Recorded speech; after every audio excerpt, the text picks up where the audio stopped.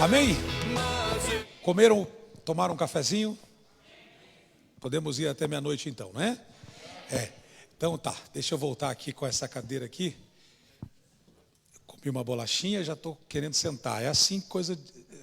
Gordo é assim, né? Come, quer dormir ou quer sentar. Muito bem. Eu queria seguir nessa mesma tônica. Não, eu acho que por enquanto está bem, tá bom, tá ótimo, obrigado.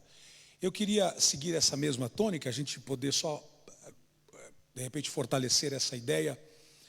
E eu queria ler um outro texto com vocês, se nós pudermos ler juntos, por favor.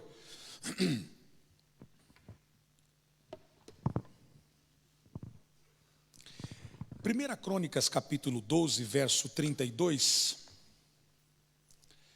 Eu quero ler com vocês esse texto.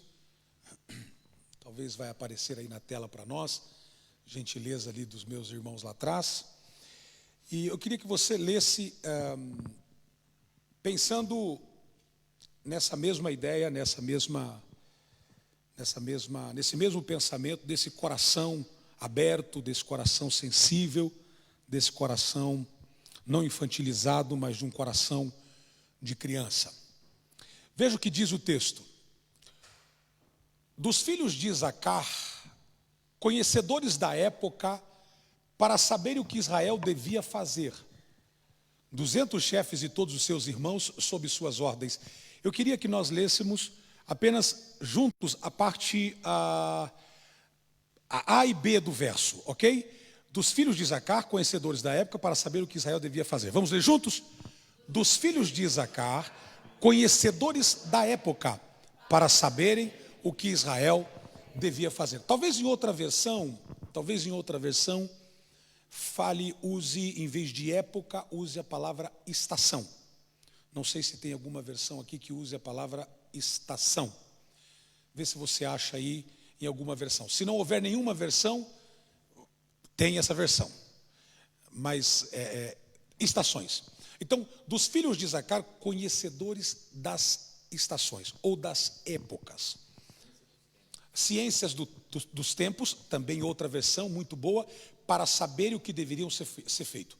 Então, quando eu conheço a estação, eu não me equivoco o que eu tenho que fazer. Então, por exemplo, Ilha de Jersey é um lugar que de vez em quando faz frio, de vez em quando chove, de vez em quando fica nublado. Assim como Londres, de vez em quando, lá de vez em quando também fica nublado. Chove de vez em quando e fica frio.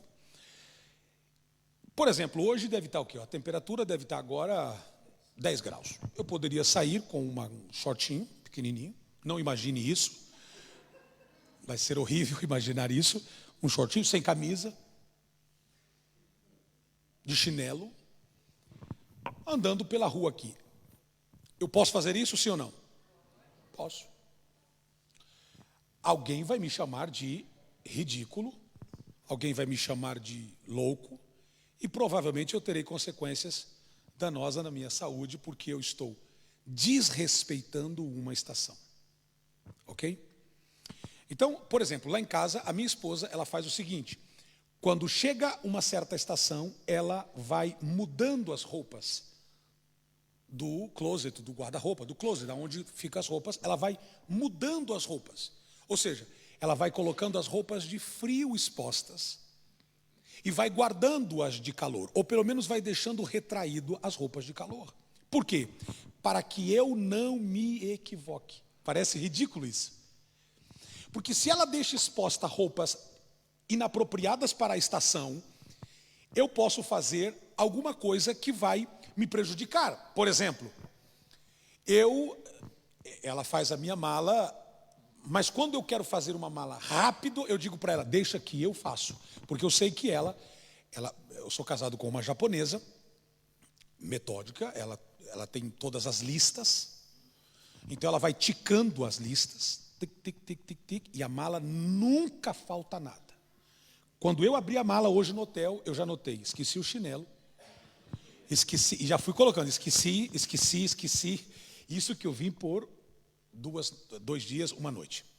Então, eu nem vou falar isso para ela, porque senão ela vai dizer, por que você não deixou eu fazer? Eu tenho mais, porque eu não quis dar trabalho e agora eu me dou o trabalho por não ter dado trabalho. Ok, então quando eu erro a estação, eu me equivoco. Eu estava falando da gravidez da nossa querida irmã, e eu falei sobre a possibilidade de tirar o bebê antes do tempo. Então ela disse, não vou tirar porque não está no tempo correto. Se tem umas coisas, perdão, se tem uma coisa que eu acho fenomenal, pastor, é que as crianças, elas são autênticas. Não brinque com uma criança, porque a autenticidade dela vai te decepcionar. Não pergunte se você estiver bonita ou não. Não pergunte se a roupa está boa ou não. Porque se ela tiver um pouco de intimidade e você der a liberdade dela falar, ela não vai fingir. Ela vai dizer, está feio. Ela vai dizer, não quero. Ela vai dizer, não gosto. Por quê? Autenticidade. Então eu queria grifar um pouco essa questão da autenticidade. Nós precisamos saber qual é o nosso tempo para que nós não entremos na ideia de invalidar o que Deus já prometeu para nós. Não podemos ser infantis, não podemos ser imaturos, mas temos que ter um coração de criança. Quantas crianças temos aqui? Coração de criança, temos aqui, diga amém. Ok, então nós temos um coração de criança. E uma das coisas que a criança tem é a transparência. Ela tem uma força de ser real. Elas não, como eu digo, é muita sinceridade. Domingo passado, eu me arrumei e fui para o quarto da minha filha e falei, filha, porque eu sei que ela é autêntica, eu falo, filha, ela já tem 15 anos, que tal a roupa do pai? Horrível. O que é esse sapato? Eu falei, como assim? Horrível. Eu falei, como assim, filha? Pai, você pediu a minha opinião? Horrível. Eu falei, não estou nem aí com a sua opinião. E saí, só que eu saí com aquela, horrível, horrível, horrível. Olhei no espelho, falei, está horrível mesmo. Acabei mudando o sapato e fui. Aí, quando eu estava no carro, ela falou, mami, gostou do look do pai? A minha esposa, ele está lindo. Você tinha que ver como que ele estava. Ou seja, a transparência, essa coisa do transparente. Então, Deus vai trazer um avivamento para a sua igreja, para nós como pessoa, para nós como igreja, quando a gente parar, e com todo respeito aqui, não me leve a mal, de sermos hipócritas. Eu prefiro um tapa de um honesto do que o beijo de um hipócrita. Eu prefiro que alguém me diga, você está com mau hálito, do que alguém me diga, não me diga nada, e por detrás diga, nossa, que mau hálito que esse irmão tem. Eu falo para os meus pastores, não venham com mau hálito perto de mim, porque eu resolvo o seu problema. Então eu não aponto o problema, senão eu já dou um chicletinho, uma bala, e digo, resolvo o problema aí. Então eles têm sempre o cuidado, igual axilas, eu sou meio, e eu falo mesmo, e eles têm a liberdade de falar comigo. Falou, pastor, mas o que está acontecendo? Não, então peraí, vamos resolver. Então, nós precisamos entender isso, porque o Senhor vai nos visitar quando a gente começar a ser mais legítimos, no fake. O problema é que nós estamos com uma igreja pós-moderna laqueada. Nós estamos com uma igreja toda arrumada, toda maquiada, que não é bem aquilo. Igual o irmão que se apaixonou pela irmã que canta na igreja, uma solteira que cantava, o nome dela era Maria, o nome dela. Ele dizia, você tem que ir no culto ouvir a Maria. Quando a Maria cantava, ai meu Deus, a Maria. Apaixonado pela Maria. Um dia ele falou, eu vou visitar a Maria sem saber. E ele foi lá, foi visitar a Maria. Quando bateu na porta da casa levando uma flor para surpreender, abriu a porta uma mãe, uma moça falou, pois não? Ele falou, a Maria está? Falou, a Maria sou eu. Não, a Maria que canta, sou eu.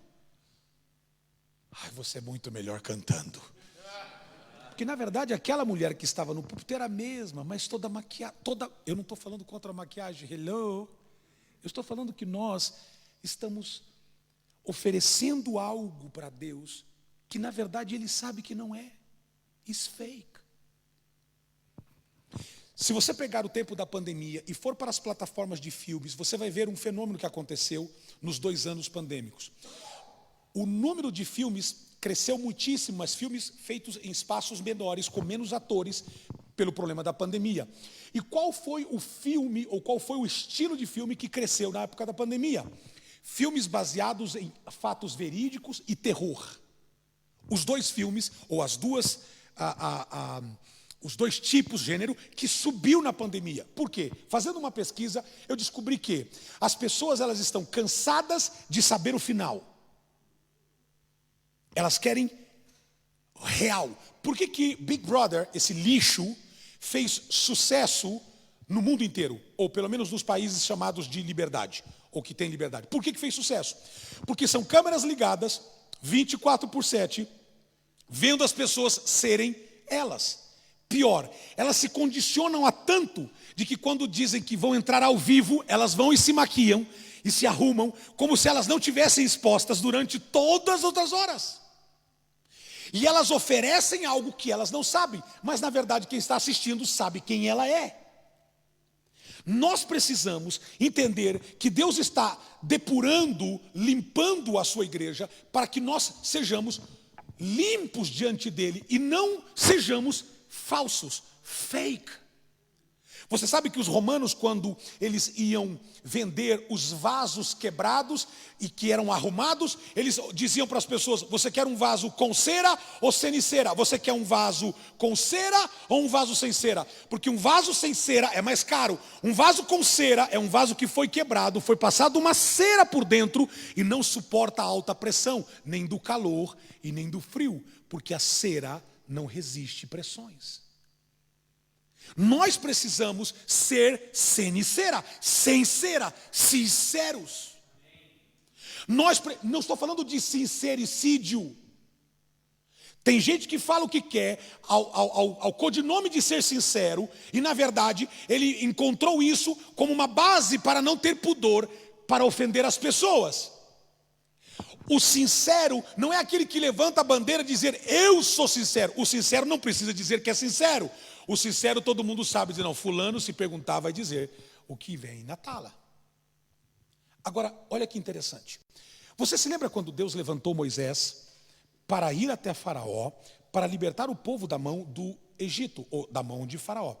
A Bíblia diz que Deus falou com Moisés no cume do monte e disse para ele: Moisés, eu quero que você vá lá e liberte o meu povo da mão de Faraó. E Moisés falou para Deus: eu não posso ir, porque Faraó me conhece, eu vou criar um grande problema. E Deus falou para ele: eu vou ser com você, vai e eu vou ser com você. Ele falou: muito obrigado, Deus, o senhor vai ser comigo, acho muito legal essa ideia, mas quem vai ter que enfrentar o Faraó sou eu e não é o senhor, então eu não vou, mesmo o senhor querendo ir comigo.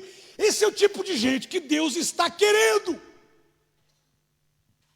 Gente que diz para Deus, e com todo respeito aqui, até porque a gente sabe que tem Deus, tem tudo e está tudo certo, ninguém está discutindo isso. Mas Moisés está dizendo: eu preciso ser real contigo, o Senhor vai ser comigo, o Senhor vai ser maravilhosamente, vai me usar, eu estou feliz por isso.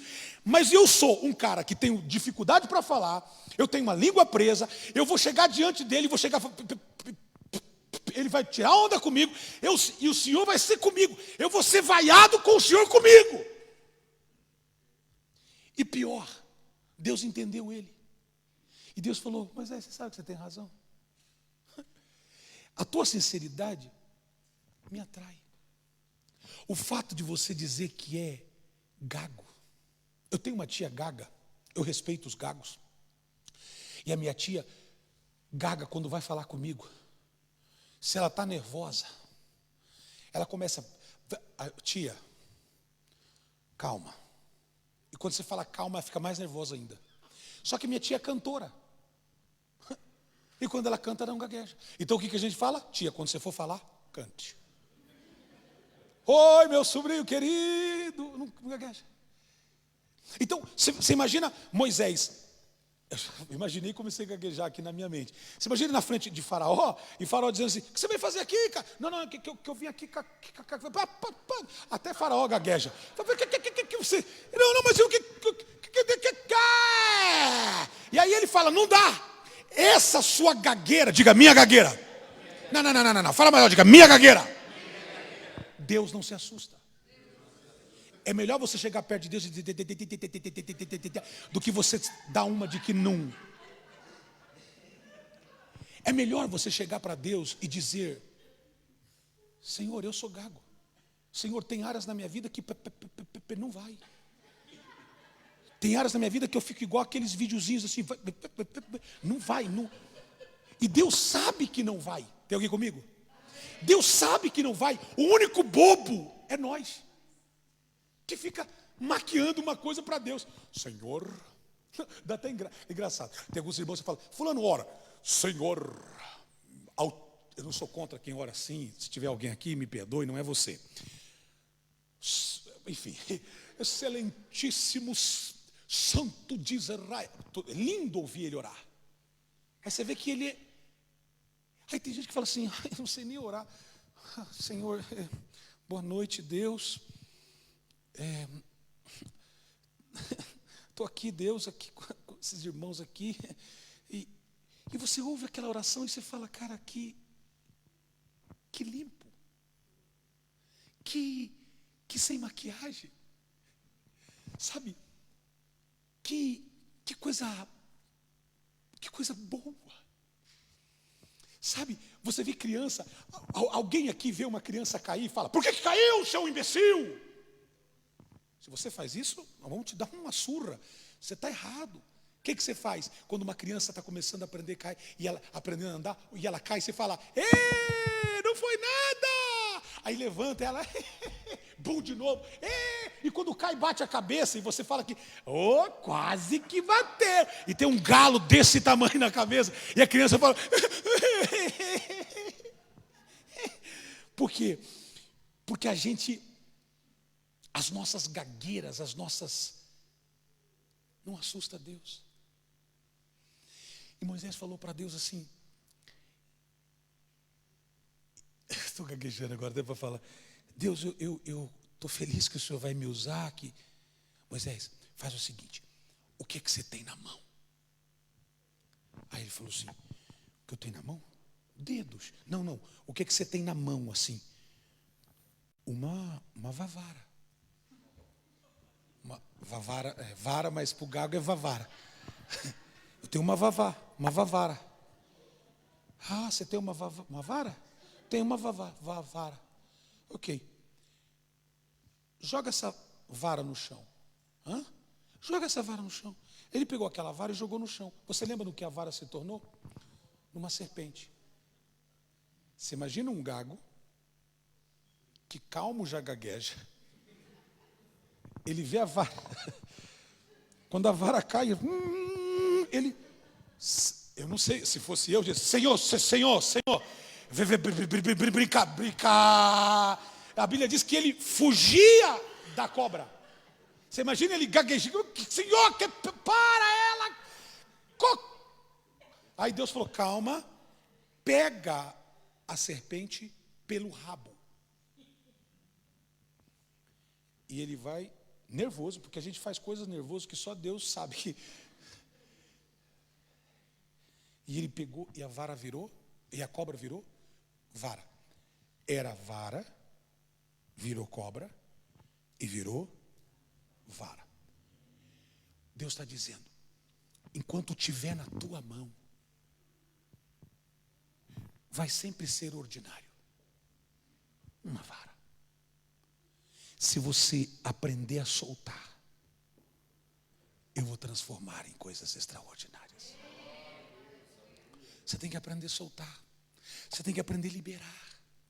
Você tem que aprender a deixar. Agora, olha que coisa louca. Deus falou assim: pega a vara. Ele pegou, pega a cobra. Ele pegou, virou. Eu fico imaginando quando ele viu a vara virando cobra e agora virando vara de novo. Aí ele olhou e falou: Talvez ele bateu no chão e falou, não, virou vara. Que isso, Deus? E aí Deus aproveitou a emoção dele e falou, vai agora tirar o meu povo do Egito. Aí ele falou, Deus, eu gostei muito do milagre, mas eu não vou não. Eu não vou não, porque quando eu vou chegar lá, vai dar, não vou não. Ele falou assim, mas eu acabei de te mostrar um milagre extraordinário, Senhor, com todo respeito. Quem vai enfrentar Faraó sou eu. Aí ele falou assim, pega a tua mão. Ele pegou a mão, coloca no peito. Ele colocou. Quando ele tirou, a mão estava necrosada. Da vara virado cobra você foge, mas da sua mão não tem como fugir. E aí Deus disse, eu fico imaginando Moisés vendo a mão dele branca, e já gaguejando assim, nem consegue falar uma palavra, né? E travou, e Deus disse, calma, bota no peito de novo. E ele coloca e tira, e a mão está limpa. Do mesmo lugar onde houve a dor, sairá o milagre. Deus está dizendo, está tudo em você. Mas ele não se empolga com isso, ele diz, Senhor, eu não vou. E aí Deus coloca Arão, seu irmão, que é bom na fala, para acompanhá-lo. E ele aceita ir. Agora escute isso. Quando ele chega diante de Faraó, com a varinha dele, eu fico imaginando Moisés, todo o peitinho levantado assim. Chegou lá, let my people go. Aí o Faraó falou assim, que teu people? Teu people não go não. It's my people. It's not your people. Não vai sair daqui. Não vai. Deus. Milagrinho. Agora. Tum, jogou a vara. Assim, como caiu o celular da irmã assim. Derrubou a vara assim. Aí o coração chega a doer quando cai assim. Mas caiu no carpete. Não quebrou não. Fica tranquilo. Aí a vara começou. Aí ele achou que ia impressionar Faraó. Faraó fez o quê? Assobiou e mandou 2 mágicos vir. E vieram os feiticeiros e colocaram 2 varas na frente de Moisés e 2 varas que viraram cobras. O diabo sabe fazer igual a gente. Eu vou repetir. O diabo sabe fazer igual a gente sabe fazer. Pastor, mas será o quê? De vez em quando você está escutando na televisão, você tem que saber se é pastor, se é de repente é um endemoniado e está parecendo tudo igual. Porque o diabo sabe fazer igual. Agora, o diferente é o tempo. Diga tempo. Fala estação. Moisés ficou esperando.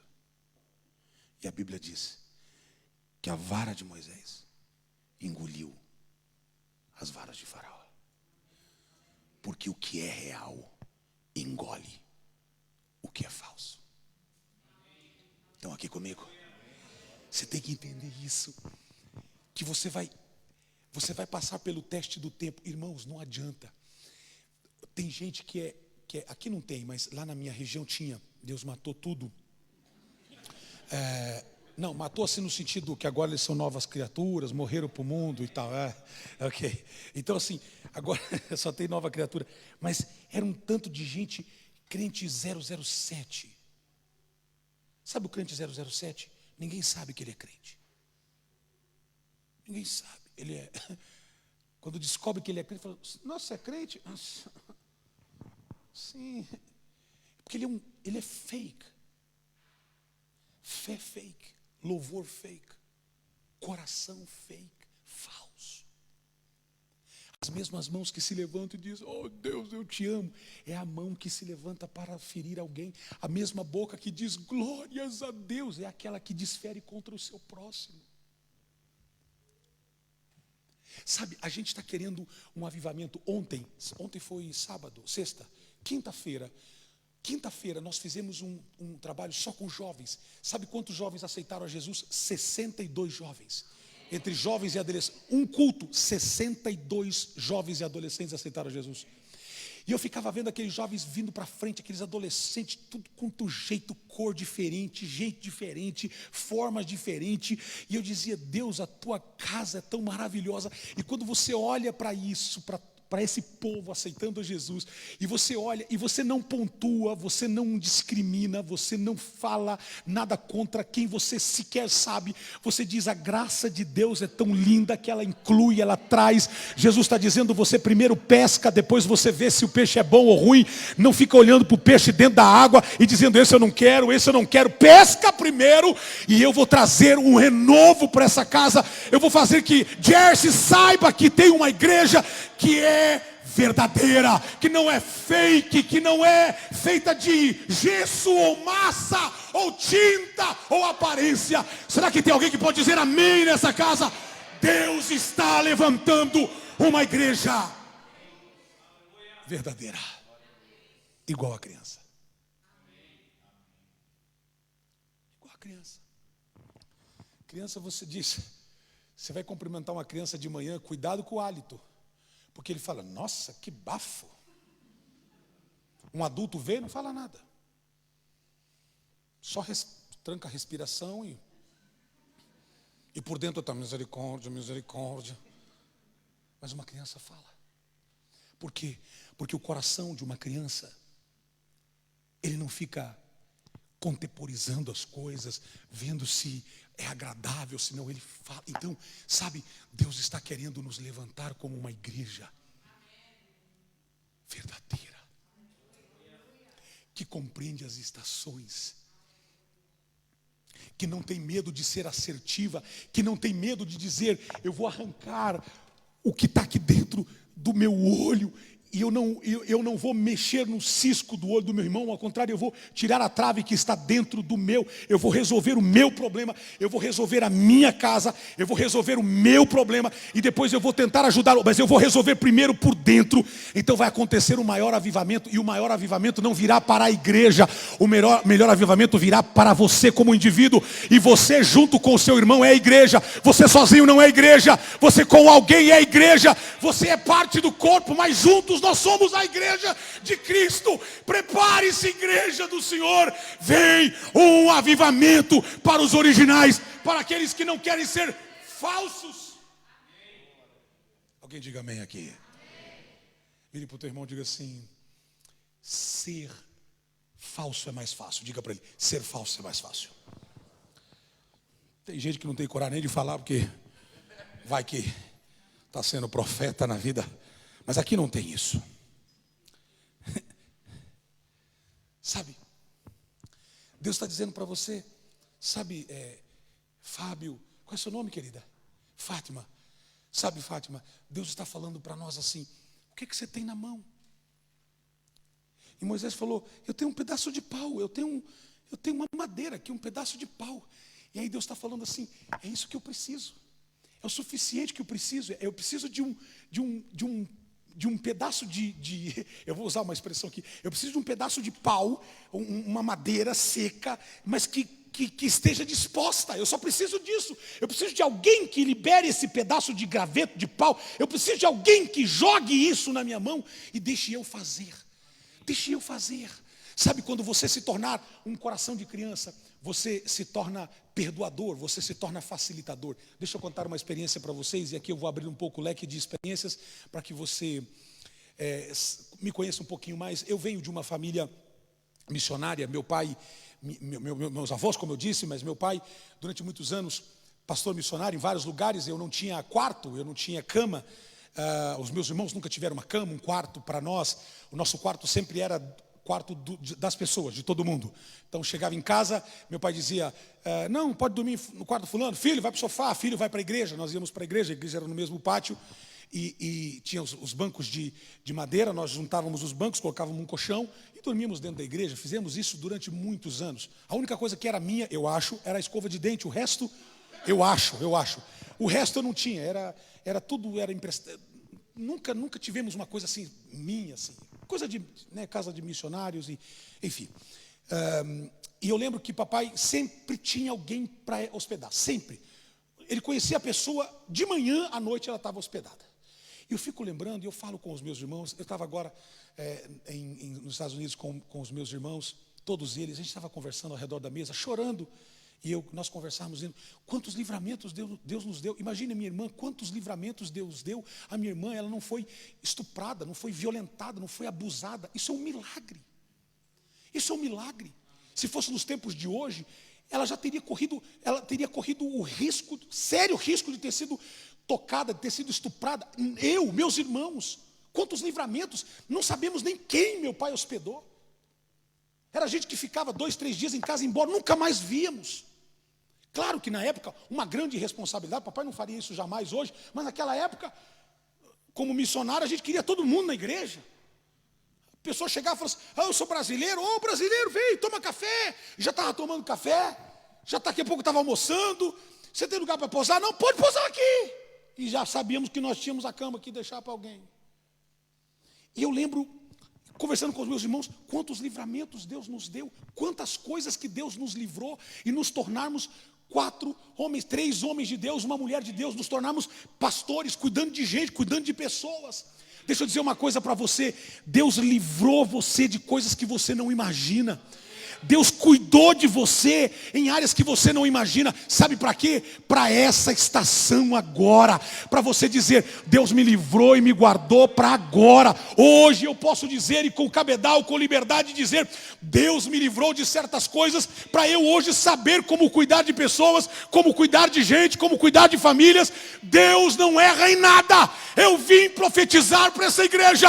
Tudo que você passou foi um propósito divino para te fazer verdadeiro, para te fazer autêntico, para não viver um evangelho falso, um cristianismo fake. E sabe, quando a gente vive um evangelho verdadeiro, eu lembro, e nós conversando com meu irmão, chamamos meu pai.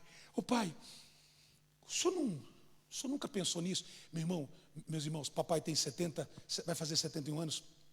Ele falou assim, filho, como você pensar uma coisa dessa? Foi a primeira vez na vida que meu pai pensou na possibilidade dos seus filhos serem violentados. E eu vi no rosto dele o desespero, ele voltar ao passado. E ele falou, meu Deus, mas, como dizendo, está tudo bem? Não, pai, está tudo bem. Está tudo bem. Não foi os seus olhos, mas a sua entrega foi tão legítima, que se tem uma coisa que Deus não menospreza, é um coração quebrantado.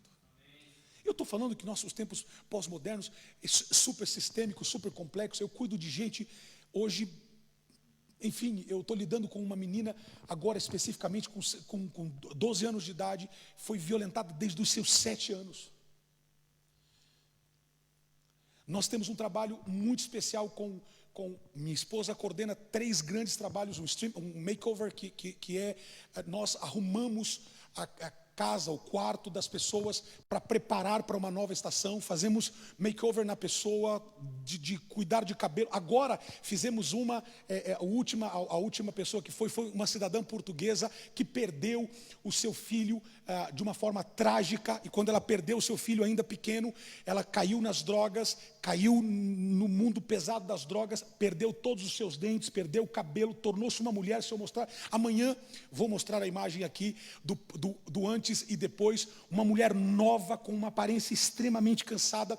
A igreja investiu aproximadamente 10 mil pounds para fazer um stream make nela, e quando ela voltou, ela dizia que ela queria uma coisa só, e quando ela volta com tudo, foi feito de botox a dente, foi feito tudo que tinha direito nela, e ela, quando ela volta, e ela sorrindo, chorando, ela disse, não mudou só fora, mudou dentro. E sabe, essa é a diferença. A gente está aqui não é para mudar fora das pessoas, fora é uma consequência, precisa mudar dentro, porque quando muda dentro, fora é uma consequência. O socialismo dizia, nós vamos colocar uma roupa nova nesse cidadão. O cristianismo diz, nós vamos colocar um cidadão novo dentro dessa roupa. A gente precisa mudar as pessoas por dentro.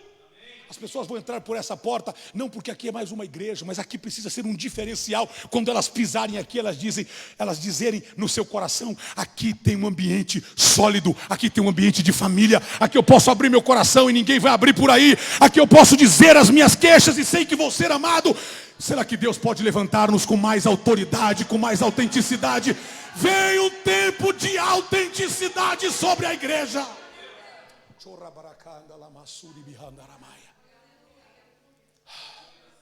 Oh, eu sinto Deus aqui. Eu sinto o Espírito Santo aqui. É como se Deus estivesse soprando para nós e dizendo: eu vou levantar uma turma de coração limpo. Papai sempre foi um homem que lidou com a obra com tanto desvelo, com coração tão... Fizeram tanta maldade com meu pai. Meu pai era pastor de igreja, o pastor... Claro, eu vejo como maldade. Na época, papai nunca via isso e nunca viu. Nós chegávamos assim... Elias, a gente estava na igreja e chegava o presidente, enfim, sistema das Assembleias de Deus, e o pastor pegava o microfone e dizia assim: queremos avisar, domingo que vem será o culto de despedida do pastor. E a gente olhava um para o outro: despedida? Vamos para onde? Nem sabíamos. Quando acabava o culto, o pastor dizia: sábado o caminhão vai estar na porta, coloque as suas coisas, e o irmão está sendo levado para tal lugar. O papai dizia: sim, senhor, pastor. E vamos lá. Não perguntou de escola, de roupa, nada, bora. Íamos para outro lugar. Ficava 2, 3 anos, arrumava a igreja, pintava, construía. Quando inaugurava, uma semana depois vinha: então, semana que vem, o pastor vai ser despedido. Que eu lembro foi umas 17 vezes. Que eu lembro. Cigano perde da gente. A gente nem se acostumava com a cama, que nem era nossa, e já vinha outro. Um dia eu falei: papai, eu estava me preparando para casar, eu falei: até quando eles vão fazer isso com você? Eu jamais falei você, falei o senhor. Falei: o senhor vai tolerar isso até quando? Eles fazem o que eles querem com o senhor. Papai olhou para mim e disse: eles quem, filho? Falei: eles, pai. O sistema judia do senhor. O senhor nunca viu isso? Ele falou: não, filho. Filho, servir a Deus é um privilégio. Eu estava na sarjeta, filho. Seu pai era um lutador de telequete. Os Nutella vão entrar no Google para saber o que é telequete. É o MMA da época dos 60. Ele falou: teu pai era um lutador de telequete. Eu dava murro nos outros. Teu pai bebia. Teu pai ficava na rua. E Jesus me salvou. É uma honra para mim quando o meu pastor diz: estou te mudando para tal lugar. Eu fico honrado. Eu fico: meu Deus, eu não entendo esse troço. Quer dizer, a visão dele, a minha, já era uma visão mais que tem que ser dito, tem que ser falado, tem que ter reunião, tem que não sei o quê, papá. A dele era pura. Os nossos pais são assim, foram assim, puros, de tanta pureza sofreram, de tanta pureza foram passados para trás, de tanta pureza. Mas o meu pai hoje com 70 anos é um cara que quando abre a boca não tem veneno, ele não tem: fulano me matou, me roubou, me disse. Não tem, é perigoso eu ter mais veneno do que ele. Um homem livre, sabe? A minha oração para Deus é dizer: Deus, me ajude, porque eu não posso virar um homem em cima do altar azedo, cítrico, malévolo, cheio de ódio, me fingir ou esconder atrás de textos, pseudos textos, que eu justifico as minhas mazelas e me escondo por detrás deles. Eu preciso ser livre de qualquer mazela do ontem. E eu preciso viver uma vida limpa diante de Ti. Eu preciso viver uma vida reta. Não é fácil, senhoras e senhores, mas assim te diz o Senhor: é possível viver uma vida reta, viver uma vida de um coração limpo, de criança. Só os que desejam isso. Faz barulho nessa casa aqui. Levante a sua mão e dê o melhor glória a Deus que você pode. Dá o melhor aplauso que você pode.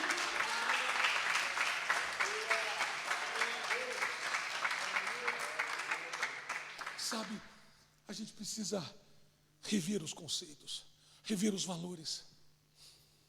A gente precisa tomar cuidado com o que estão fazendo com a gente, com o que está acontecendo com o nosso coração. Talvez o nosso coração está pedrificando e a gente não está notando isso. A sua gagueira não assusta Deus, não impressiona Deus. É melhor você dizer para Deus que você é gago e ser um libertador, do que você dizer para Deus que você não gagueja e você ser um escravo a vida inteira. Senhor, tem áreas que eu preciso resolver. Deixa eu apertar um pouco aqui. Mal do século da igreja: pornografia. Grande parte da igreja é viciada em pornografia. Líderes, homens, mulheres.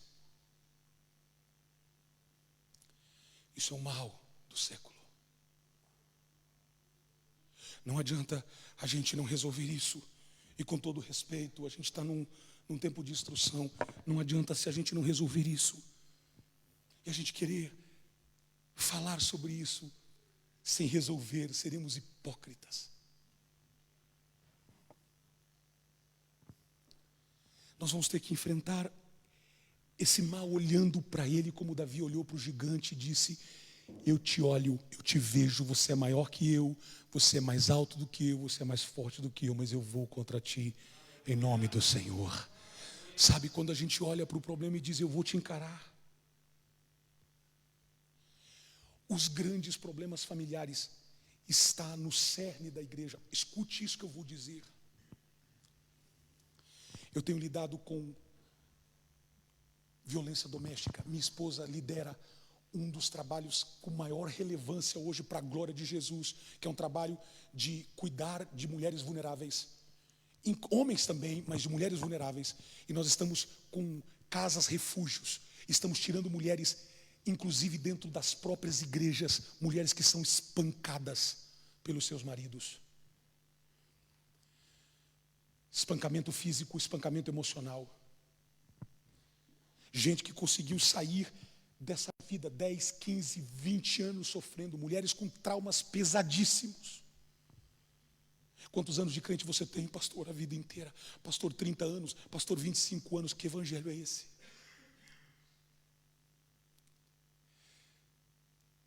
O terceiro trabalho que nós estamos cuidando, e minha esposa está liderando, é um trabalho que tem sido extremamente relevante, que nós estamos cuidando das adolescentes grávidas com gravidez indesejada.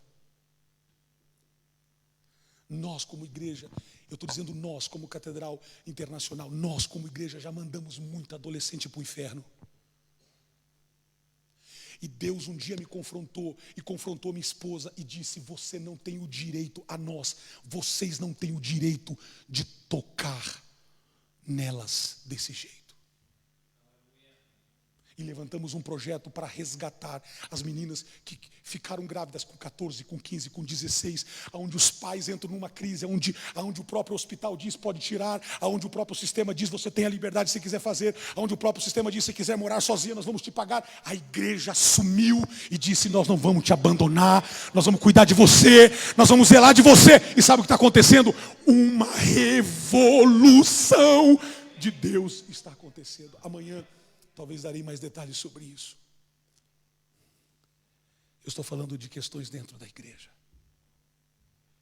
Eu tinha uma ovelha que eu amei muito. E ele era uma pessoa maravilhosa. Sabe aquela pessoa maravilhosa? Era ele. E eu, quando via entrar, eu ficava feliz. Olha que coisa linda, ele vinha. Oi, meu pastor, e tal. E que coisa linda, 1, 2, 3, 4, 5 anos. Um dia, eu peguei sua esposa chorando desesperadamente. Eu falei: o que está acontecendo com você, filha? Pastor, o senhor não vai me entender. Eu falei: filha, eu estou aqui à sua disposição. Não, pastor, o senhor não vai me entender. E aquilo ficou na minha mente: você não vai me entender, não vai me entender. Até o dia que eu orei ao Senhor, pedi graça ao Senhor e nós conseguimos falar com ela. Ela disse: se eu contar para o senhor não vai acreditar. Esse homem amável, esse homem querido, esse homem que todo mundo ama, pastor. E começou a detalhar a sua vida. Eu não conseguia acreditar. Eu falei: minha irmã, honestamente, eu preciso de uma revelação de Deus, que a irmã está falando é verdade, porque humanamente falando é praticamente impossível. Ela disse: pastor, eu sei.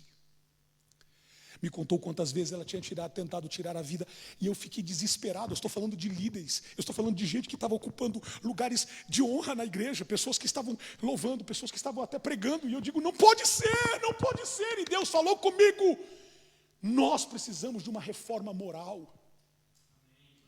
Uma reforma moral, uma reforma estrutural, uma reforma de dentro para fora. Tem alguém me ouvindo aqui? Sabe, eu sei que isso choca um pouco alguns, mas o Senhor está trazendo um tratamento, porque eu sei que aqui também será um lugar refúgio, um lugar de fortaleza, onde as mulheres poderão chegar aqui e dizer: eu sim, sofri abuso, sofri problemas dentro da minha casa. Homens chegando dizendo: eu sofri, mas eu encontrei um lugar onde não me discrimina, onde me apoia, onde tem, sim, onde ajuda a minha família, onde casas serão juntadas. Oh my God, eu sinto Deus aqui. Casas serão juntadas, casas serão aproximadas again. O que a gente precisa entender aqui, e com isso eu vou ir para o encerre dessa minha reflexão, a gente precisa repensar o evangelho que a gente está vivendo. A gente precisa repensar. Uma mãe entrou no meu escritório assim que terminou a pandemia, e ela entrou, ela estava coberta.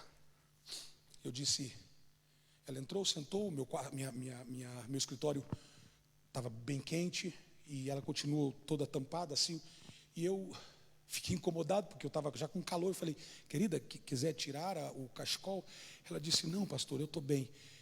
Não quis insistir, e ela começou a falar. Logo em seguida, então ela tirou e removeu e mostrou as marcas. E eu falei: o que aconteceu? Ele disse: pastor, meu marido violentou a nossa filha, e eu, na ânsia de querer resolver com as minhas próprias mãos, ele também me machucou. E agora a hora mais difícil de ter que chamar a polícia e esse homem ir preso. Esse homem foi sentenciado a 10 anos de prisão. Todos os seus direitos foram revogados. Ele só teve um direito de cumprir a sentença, e eu fui visitá-lo. Passado um tempo, eu pude visitá-lo. Quando eu cheguei, agora eu ter que olhar uma ovelha, acostumado vê-lo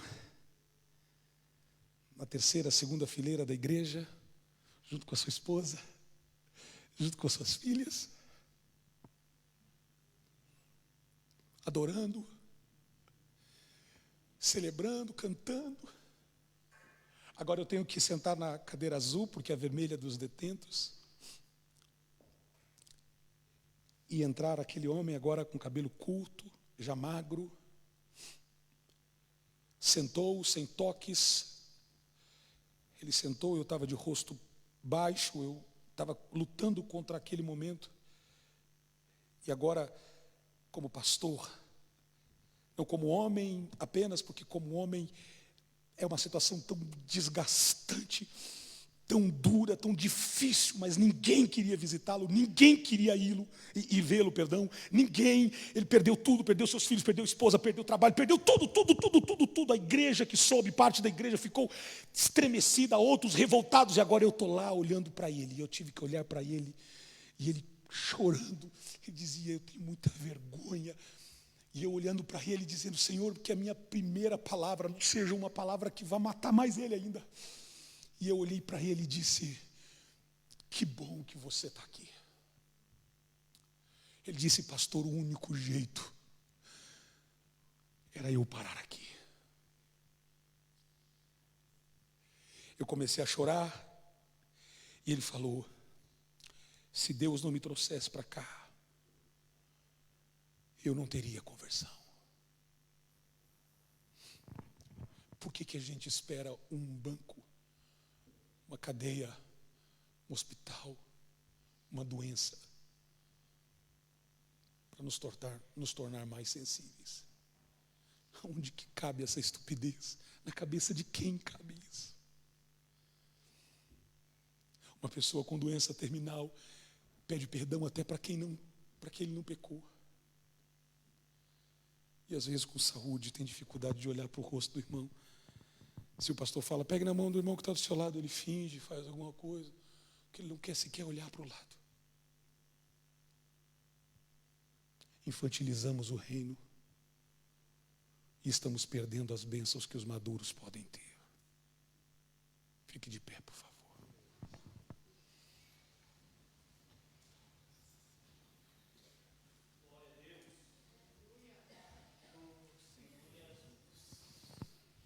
Eu preciso orar com vocês. Desculpe que eu passei um pouco do horário aqui. Agora que eu notei.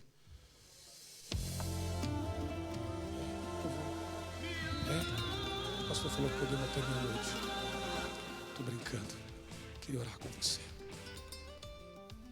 Queria orar com a sua vida. Eu não sei se você entendeu a minha forma de pregar, simples. Talvez o que eu falei aqui você já ouviu 300.000 vezes. Mas eu queria fazer um convite aqui. Para quem precisa voltar a ser uma criança. Um coração de criança. Talvez você não consegue crescer na onde que Deus te colocou. Teu ministério não vai para frente. Sua chamada parece que parou no tempo. Que você acha que já cresceu muito, amadureceu muito. Mas eu queria te convidar. Pastor, eu preciso. Eu quero essa oração. Aqui tem um espaço. Eu vou te dar 1 minuto para você vir e ajoelhar aqui à frente. Eu quero ter o privilégio de orar por você. Se você entende que precisa, não importa. Eu quero orar. Pode subir essa música, meu querido. Pode dar mais volume nela. Enquanto os meus irmãos estão vindo aqui à frente. Pode aumentar. Tua presença, o ambiente da tua glória, como história encantada, onde nada mais me importa. Tua presença me confronta, mas conforta e me atrai para ti. E me atrai para ti, Pai. É tão fácil amar-te, indescritível sentir-te, um eterno momento abraçar-te. Meu Pai, todos os tesouros do mundo não chegariam para A tua palavra nos confronta. A tua palavra nos desafia, assim como ferro com ferro se afia. A sua palavra nos afia essa noite. Senhor, o nosso coração terco, o nosso coração duro, o nosso coração que às vezes insiste em crescer para ser independente. Às vezes o nosso coração quer pular as fases, pular as facetas, e estamos nascendo fora da hora, estamos nascendo fora do tempo, ou sequer, ou quando nascemos, alguém pela pressa ou pela ânsia nos derruba, nos faz cair, ou às vezes nos tornamos azedos, cítricos, ostracizados, fechados, nos encerramos na nossa ignorância e não estamos aptos para ser o que o Senhor quer. Senhor, eu sei que Tu estás aqui. Eu sei que Tu estás aqui. Eu estou orando, Senhor, por grupos de pessoas que têm uma idade acima da minha, superior à minha. Outros que têm idade para ser meus pais, minha mãe. Outros que têm idade para ser meus irmãos. Outros que têm idade para ser meus filhos. Mas eu estou aqui me unindo com o pastor desta casa, com os pastores desta casa, com este ministério, para dizer: Senhor, tira a nossa hipocrisia, arranca essa maquiagem e nos faz viver uma vida genuína. Queremos ser avivados pela Tua palavra. Queremos sim primeiro ser avivados e depois queremos o crescimento. Queremos crescer no tempo certo, no tempo correto. Limpa as nossas mazelas, arranca, Senhor, as nossas indiferenças e faz-nos crianças não infantis, mas um coração de criança com uma mente pronta para amadurecer no tempo certo. Não queremos apodrecer, não queremos apodrecer, não queremos perder as nossas raízes, não queremos perder a fonte da nossa inspiração. Senhor, perdoa a nossa insensibilidade. Perdoa, Senhor, as vezes que nós relutamos em sermos sensíveis com a Tua presença. Perdoa, Senhor, as vezes que nós falhamos com a nossa maneira de ser, com a nossa forma de falar, ou com a nossa maneira de interpretar as coisas, ou talvez nós julgamos A, B, C. Perdoa o nosso coração. Senhor, eu estou orando, Senhor, por este homem, porque o Senhor trouxe ele, Senhor, para este continente, para ouvir esta palavra. O Senhor trouxe ele aqui, Senhor, porque ele precisa desse aquecimento. Ele precisa, Senhor. O Senhor retorna com ele agora, Pai, mas algo novo acontecendo dentro dele, algo novo acontecendo nas entranhas dele, na mente dele, no coração dele. Senhor, eu sei que Tu tens algo poderoso planejado sobre ele, sobre a casa dele, mas nós não queremos mais palavras, nós queremos a manifestação delas. Nós queremos viver aquilo que o Senhor prometeu. Nós queremos, e para isso, Senhor, nós queremos então ter mais maturidade em relação àquilo que o Senhor tem falado conosco. Senhor, eu respeito as lágrimas, eu respeito as lágrimas quentes que vertem do rosto dele e dela. Eu respeito, porque eu sei que o Senhor está atraído por isso. Eu sei que o Senhor não rejeita um coração quebrantado. Eu sei que o Senhor não rejeita. Livra-nos, Senhor. Livra-nos do mal. Livra-nos, Senhor, da nossa maneira vã de ser, da nossa arrogância, a nossa prepotência. Livra-nos. Livra-nos, Senhor. Pai, eu te peço sobre esta igreja. Eu te peço que algo aconteça a partir de hoje aqui. Que comece a acontecer, Senhor, no meio dos jovens, no meio dos adolescentes, no meio dos teus filhos, no meio dos pastores. Deus. Deus, a gente quer viver algo novo. A gente quer viver desesperadamente algo novo. A gente não quer mais vir à igreja simplesmente aos domingos, às células, ao meio de semana, e a nossa vida não mudar, a nossa vida não ter uma alteração, a nossa vida não ter uma mudança total. A gente quer um novo, a gente quer viver um novo, a gente quer viver uma expectativa nova. A gente quer sair daqui com os olhos marejados, a gente quer sair com o coração quebrantado. A gente quer sair daqui dizendo: Senhor, eu não quero mais. Eu não quero mais viver, Senhor, o que as pessoas dizem. Eu não quero mais que as pessoas digam. Senhor, eu respeito todos os testemunhos, mas agora eu quero o meu. Eu quero o meu testemunho. Eu quero o meu testemunho. Eu quero a maravilha que o Senhor vai fazer em mim. Eu quero uma mudança em casa, uma mudança na minha família, uma mudança com os nossos filhos, uma mudança, Senhor, radical em todos os sentidos. Nós queremos viver algo novo.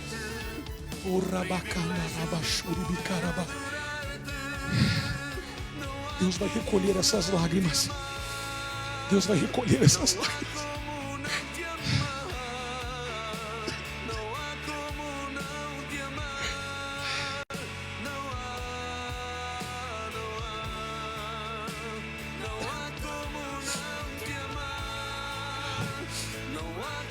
Deus vai recolher essas lágrimas.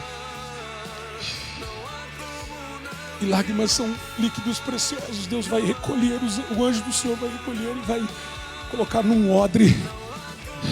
E o Senhor está dizendo: eu vou dar um novo tempo para essa casa. Eu vou dar uma nova estação para essa casa. Eu estou trazendo coisas novas para essa casa. Vem um novo sopro de Deus sobre essa casa. Vem um refresh de Deus. Vem um vento que começa a se alastrar no meio dessa igreja. Vem um avivamento fora do normal sobre esta casa.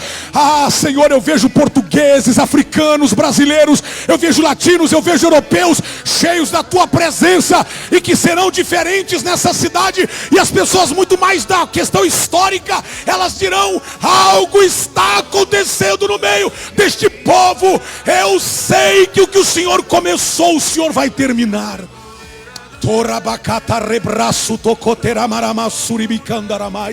Senhor, batiza-nos com amor, batiza-nos com teu fogo, batiza-nos com teu renovo, batiza-nos com a nova unção, ou essa unção fresca.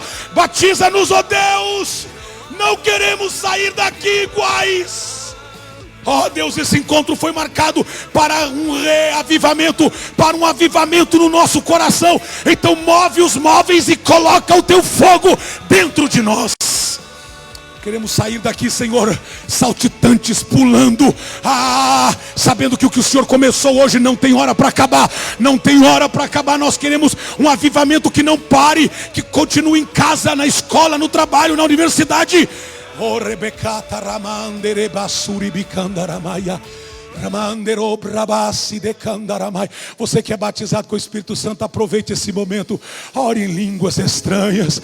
Ore em línguas estranhas. Você que não é batizado, recebe o batismo agora. Jesus pode te batizar agora. Ele pode te tocar agora. Ele pode te batizar agora. O que batiza está aqui. O batizador está aqui. Esta igreja é uma igreja que crê nos dons do Espírito. O batizador está aqui entre nós. Aquele que veio para renovar, aquele que veio para aquecer, aquele que veio para restaurar as nossas forças. Satanás, nós queremos debilitar as suas forças, queremos anular as suas palavras.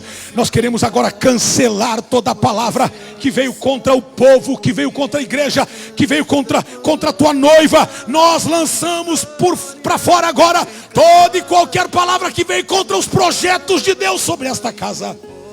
E estamos prontos para viver o novo de Deus. Estamos prontos para viver o novo de Deus. Estamos prontos para viver o novo de Deus. Eu sinto a glória de Deus aqui. Eu sinto a presença de Deus aqui. Deus está movendo pessoas aqui para um novo. A máscara cai, Deus te faz novo, sincera. Ele te coloca para adorar verdadeiramente, sem nenhuma trégua, sem nenhuma vergonha, sem nenhum espírito contrário. Você adora a Ele, para a glória de Jesus, para a glória de Jesus. Pode aumentar o volume do playback, pode adorar a Jesus, pode aumentar. Isso, somente, fica de pé, pode aumentar, meu filho. Eu queria que você levantasse, que você não saia daqui da frente sem amorosamente dar um abraço em pelo menos 3 pessoas. Diga para ele: autenticidade, esse é o teu nome. Coração de criança, essa é a tua vida. Abraça aí, pelo menos 3 pessoas, vamos. Pelo menos 3, pode aumentar, meu filho. Ei, que bonito. Não há como não te amar. Não há como não te amar. Não há como não te amar. Não há como não te amar. Não há como não te amar.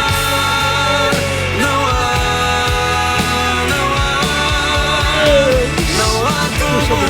não te amar. Não há como não te amar. Não há como não te amar. Não há.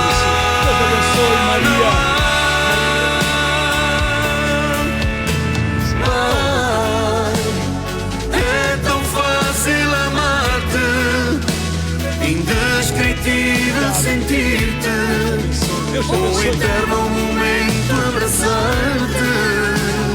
Meu Pai, todos os tesouros do mundo não chegariam para pagar-te. Alguém pode dar um aplauso ao Senhor Jesus? Mais alto, aplauda o Senhor Jesus. Não há como não te amar.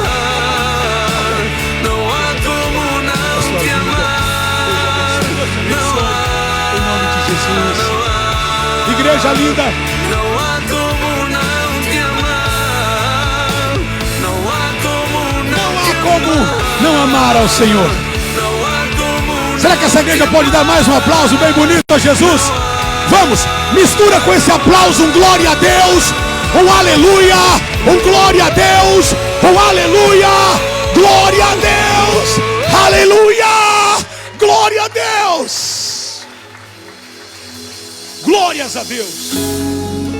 Olha, amanhã, pastor, amanhã eu prego de novo? Sim? Então amanhã eu queria contar com você aqui. Que hora nós vamos estar aqui, pastor? 10 para oração e é 10 para oração. E aí é 10 para... Então é 10 horas para oração. Nós estamos aqui já. E depois nós vamos cultuar. E amanhã eu vou pregar a mensagem da minha vida. Eu quero muito que você venha, que você convide uma pessoa. Convide uma pessoa que não é evangélico, um católico, um espírita, um ateu, um à toa. Convide alguém. Eu vou pregar uma mensagem da minha vida. É a mensagem que Deus me deu nesse ano de 2023. Uma mensagem que Deus se tornou a mensagem da minha vida. E eu quero compartilhar com vocês. Obrigado, meu amigo. Obrigado, irmãos queridos. Eu amei estar com vocês. Desculpe o meu jeito assim, falar alto e tudo mais, mas eu nem falei alto, amanhã que eu vou falar. Deus abençoe, um beijo, muito obrigado a todos.